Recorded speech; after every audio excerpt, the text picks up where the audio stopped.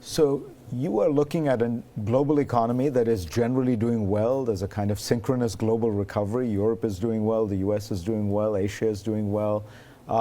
US stock market is hitting highs. And yet you call code red on the American economy in a very interesting blog posting. What do you mean? Well, two things. I think the averages are misleading. I did an examination of the bottom 60% of the economy and the top 40% of the economy. So if you break it up into the two pieces, what does those differences look like? And if you look at the bottom 60% of the economy over a period of time, there's been no income growth, there's been rising death rates. There is a picture there that is hidden in the averages. So there are two economies. And so for that 60%, you point out it's not just economically that they're not doing well, they're having rising death rates. There's, you point out in your post that the top 40% spend 4 times as much on education as the bottom 60%, which means we're in danger of perpetuating a kind of top 40% elite that gets more and more advantages, and the bottom 60% that is left further behind. Yes, it's a self-perpetuating challenge. I think that we as a nation have to focus on the statistics of the bottom 60%. In other words, that's the majority of people. Now let's look at metrics to those. And I do believe that there should be a national initiative that actually focuses on that, because that problem is going to increase. The wealth gap between blacks and whites is getting wider. According to a new Brandeis University study, the wealth gap between African Americans and white people has ballooned since the Reagan administration, nearly tripling between 1984 and 2009. How does this disparity exist today? It's always existed. I feel as though, in terms of African Americans, even when we're educated, even when we're in college and we have master's degrees and PhDs, we start off with a huge student loan debt. So we come out of school and we're already behind the 8 ball in terms of where our money goes. We don't get a chance to save. We don't immediately start thinking about home ownership because we have to pay those student loans off. And if we don't, then we're in a situation where our credit is impacted. And then that slows you down, too, in terms of building your credit and buying a home.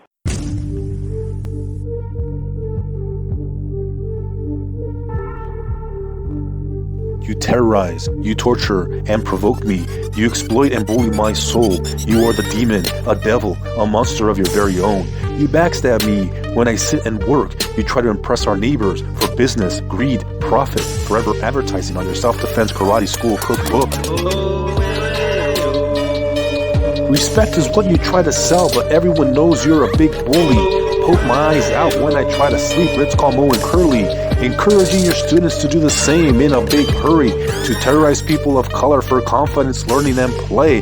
What a big creep. You're driving out minorities from your workplace, neighborhood, street, trying to act cool like you're doing good. The authority of residential zoning and real estate distribution crook, snook, took.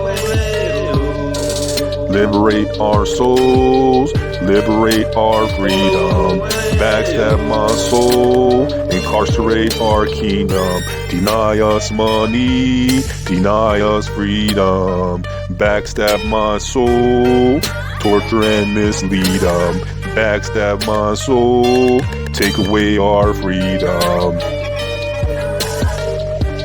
You target those who threaten your image, those who you envy, those who know enough to discredit your big belly, camouflaging the attack, cheap shots around the clock in darkness while wearing black. Bedroom terror horror show is what you really sell? Could it be? Training for human trafficking, slavery at my front door bell. Training your armies of white knights, criminalizing your opponents when they do the same. Pimpology has many colors, but the dark ones are the only ones who really pay. Exposing the truth about war, crime at every angle, and never-ending battle of exploitation. Making America the battlefield of love, giving it a bad name forever. Segregations. Romantics have gotta be insane. Psychological accusations of a mental illness worst kind. You're crazy to accuse. Every time we testify we lose, even if we know how to rhyme. It is our dark skin that locks the bars around our souls. Incarcerated at birth, even if we steal everything from your Liberation Proclamation store, free bird. Liberate our souls, liberate our freedom, backstab my soul, incarcerate our kingdom, deny us money, deny us freedom, backstab my soul, torture and mislead them, backstab my soul, take away our freedom. Respect is what you try to sell, but everyone knows you're a big bully. Poke my eyes out when I try to sleep, let's call Mo and Curly. Encouraging your students to do the same in a big hurry. To terrorize people of color for confidence, learning and play. What a big creep. You're driving out minorities from your workplace, neighborhood, street. Trying to act cool like you're doing good. The authority of residential zoning and real estate distribution crook, snook, took. Liberate our souls, liberate our freedom, backstab my soul, incarcerate our kingdom, deny us money, deny us freedom, backstab my soul, torture and mislead them, backstab my soul, take away our freedom.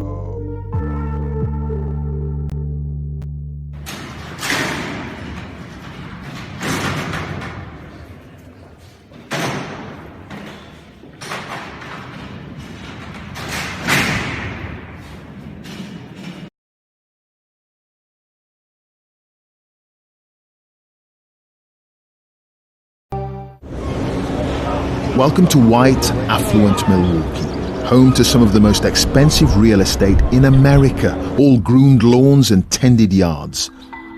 But just a few minutes' drive away are pockets of despair. This is Black Milwaukee, home to 70% of African Americans living in the state of Wisconsin. It's poor, run down, undesirable. Professor Mark Levine from the University of Wisconsin gave me a tour and explained how over several decades mortgage lenders and estate agents steered different races to different parts of the city. You know, they could sort of deny outright racism by simply saying, well, this is just a hard-boiled economic analysis. We know that African Americans are a greater credit risk and they're not going to, pay back these loans, and so we're not going to make those loans. The study was done about a decade ago by the city to look at exactly that issue, and they found that a white household with income around $25,000 a year had about the same rejection rate for housing loans as a black family with income over $125,000 a year. And the result of racism in mortgage lending is segregation. There's a chart I saw recently that I can't get out of my head. A Harvard business professor and economist asked more than 5,000 Americans how they thought wealth was distributed in the United States. This is what they said they thought it was. Dividing the country into 5 rough groups of the top, bottom, and middle 3 20% groups, they asked people how they thought the wealth in this country was divided. Then he asked them what they thought was the ideal distribution. And 92%, that's at least 9 out of 10 of them, said it should be more like this. In other words, more equitable than they think it is. Now that fact is telling, admittedly, the notion that most Americans know that the system is already skewed unfairly. But what's most interesting to me is the reality compared to our perception. The ideal is as far removed from our perception of reality as the actual distribution is from what we think exists in this country. So ignore the ideal for a moment. Here's what we think it is again. And here is the actual distribution. Shockingly skewed. Not only do the bottom 20% and the next 20%, the bottom 40% of Americans barely have any of the wealth. I mean, it's hard to even see them on the chart. But the top 1% has more of the country's wealth than 9 out of 10 Americans believe the entire top 20% should have. Mind-blowing. Welcome to Crash Course Economics. I'm Jacob Clifford. And I'm Adrienne Hill. The world is full of inequality. There's racial inequality, gender inequality, health, education, political inequality, and of course, economic inequality. Some people are rich and some people are poor, and it can seem pretty impossible to fix. Well, maybe not.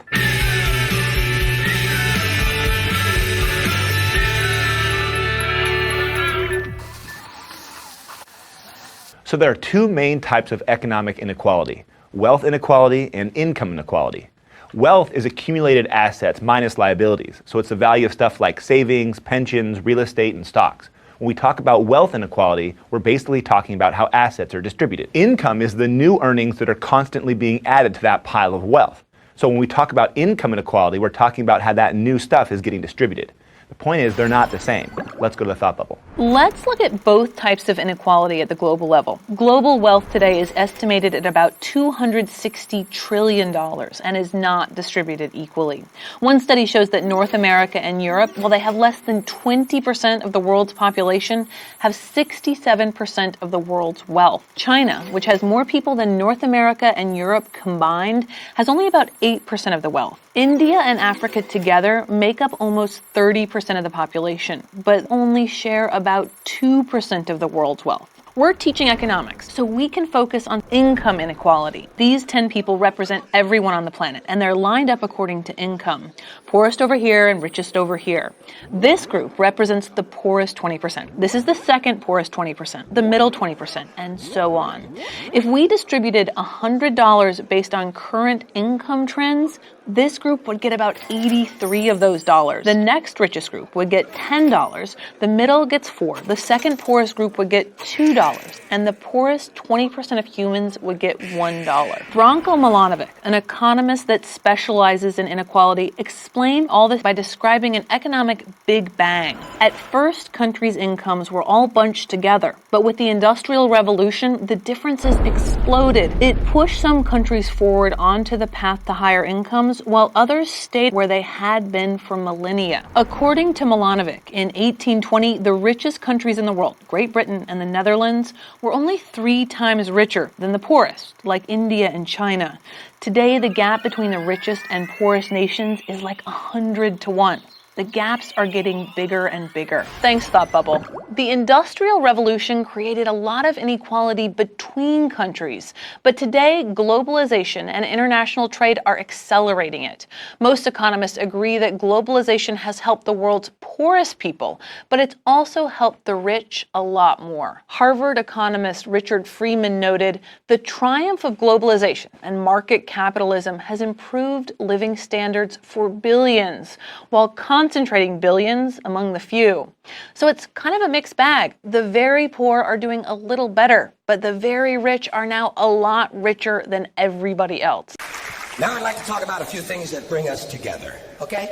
Things that emphasize our similarities instead of our differences, which is all you ever hear about in this country, is our differences. It's all they ever talk about. Politicians and the media, always pushing the things that separate us, things that make us different. That's the way the ruling class operates in any society. They divide the rest of the people. They keep the lower and the middle classes fighting with each other so that they, the rich, can run off with all the fucking money. Fairly simple thing. Fairly simple thing. Happens to work. Anything that's different about us, you know that's what they're pushing at you. Racial differences, religious, ethnic, national backgrounds, jobs, income, education, social status, sexuality, anything they can do to keep us fighting with each other so that they can keep going to the bank. You know how I describe the economic and social classes in this country? The upper class keeps all of the money, pays none of the taxes. The middle class pays all of the taxes, does all of the work. The poor are there just to scare the shit out of the middle class. Keep them showing up at those jobs. White privilege, I just don't see it. You know what you need? White privilege glasses. Helps you see the world the way we do. There's a growing awareness of how corrosive white privilege can be. This video caused a storm online and was produced under the direction of Alice Hunt and her team. Accommodate people. These Americans enjoy a privilege. They can avoid the unpalatable. They live comfortable lives in nice areas because they're white. And the advantages white people enjoy, the privileges they have, are endless. Academics and educators now believe it's the lack of awareness within the white community of these inbuilt advantages that taints white attitudes to race. So white privilege is growing up in a society not understanding that not everyone has benefits that are unearned as a result of being in white skin. It may mean that because my name is Martha Berry, people are going to see that as a white name and say, let's get her an interview. What's the best way to help poor people escape poverty? Progressives and conservatives have very different answers to this question. But before we explore those answers, let's agree on this.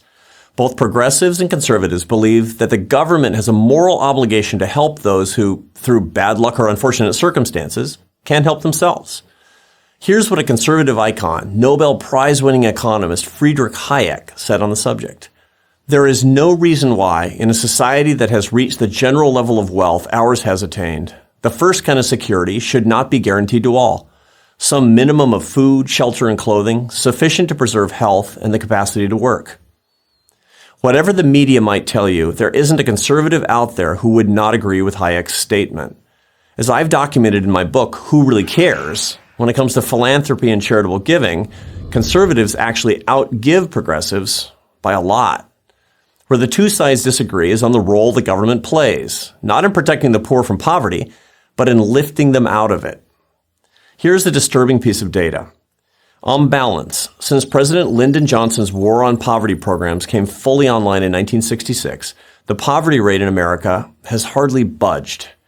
That rate, as computed by the United States government, was 14.7% in 1966. And today, it's 13.5%. The rate has fluctuated a few points up and down over the decades. The net result is just 1 percentage point of progress. And this is after the government has spent over $20 trillion on poverty relief programs. $20 trillion, the current size of the U.S. debt, and the needle has barely moved. Now, it's true that the official poverty rate doesn't measure consumption. Certainly, poor people today have many more things than poor people did in 1970. Across all income levels, including the poor, Americans are likely to have cell phones, air conditioners, flat-screen TVs, computers, and a car. And life expectancy has lengthened considerably thanks to overall improvements in healthcare. But it demeans poor people to say that this material progress makes poverty less of a problem. Our goal should never be to merely make poverty less miserable for people. Our goal must be to make poverty more escapable. Many progressives offer a straightforward solution: more funding for poverty programs. They believe that we need to transfer more wealth through government taxation from people who have money to people who don't. This is the income inequality argument. Conservatives have a different answer: more opportunity. Conservatives define success by how few people need help from the government, not by how many people we can enroll in government programs. When they see 60% more people on food stamps after the recession than we had before it started, conservatives say, that's not success, that's failure. You see, conservatives believe that simply giving people money doesn't help them escape poverty. On the contrary, it can keep them locked into it. Getting things without working for them is a very hard habit to break, so much so that it can become a way of life. According to my research, earning your way out of poverty is much more empowering and enduring than being supported by a variety of government programs, which do little more than maintain people in their poverty. 4. Lack of diversity. Blacks repeatedly demand an honest dialogue or debate about race. But how can there ever be an honest dialogue about race between blacks and whites when there is virtually no honest dialogue between blacks and blacks? It's hypocritical. And if a black doesn't think whites are ultimately responsible for black people's problems, they're labeled a sellout, Uncle Tom, or race traitor.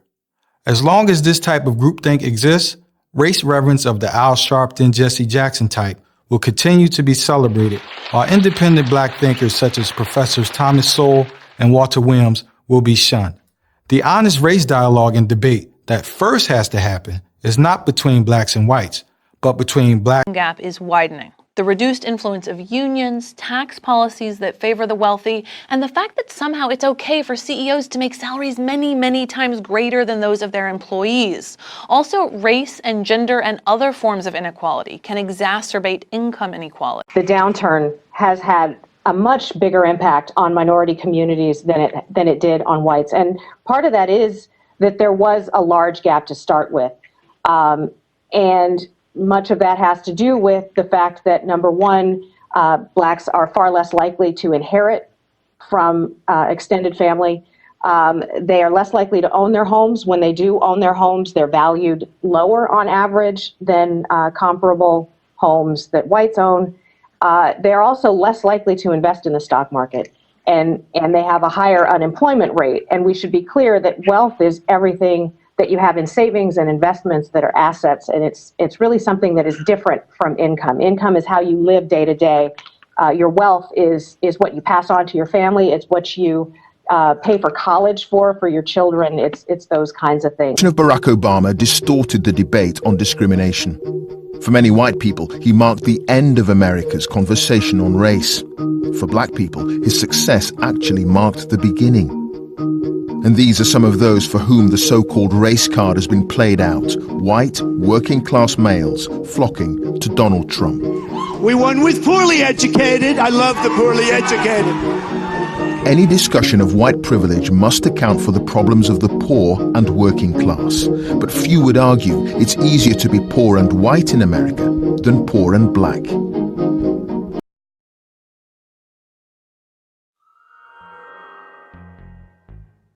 Tennis is a very white sport. I'm traveling to Europe all the time. I'm traveling to Russia, where you can count the black people. Usually it's me and my mom.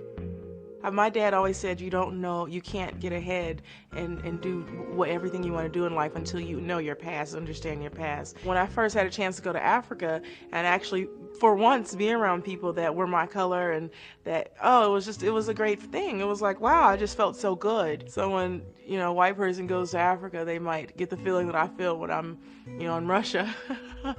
I loved Muhammad Ali. I love what he stood for. He even went to jail for his belief, and I think that's the ultimate role model. I mean, you can't get better than that.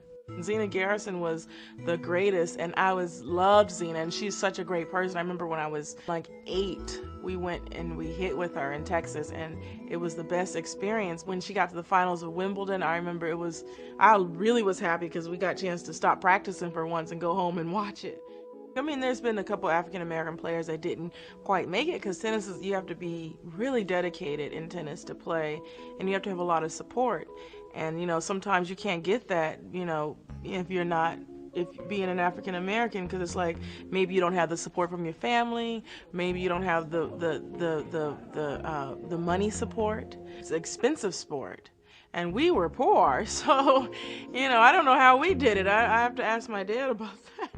I feel really blessed because I had that support from my parents and from my sisters. They were on the court just as much as we were helping, like picking up balls or, just making sure that everything went okay. So it was like a family affair. Okay, so what do you see then? I see confusion and disruption in my normal way of looking at the world. And that's what we intended to do with these classes. We wanted to encourage people to start thinking about what it might be like to be in someone else's shoes. My journey into the mind of white America has been an eye-opener. I can now better understand how some people can blithely be unaware of the racism around them, be able to push it to one side, push the chaos to the backs of their minds. But is that an excuse for society not doing anything? No.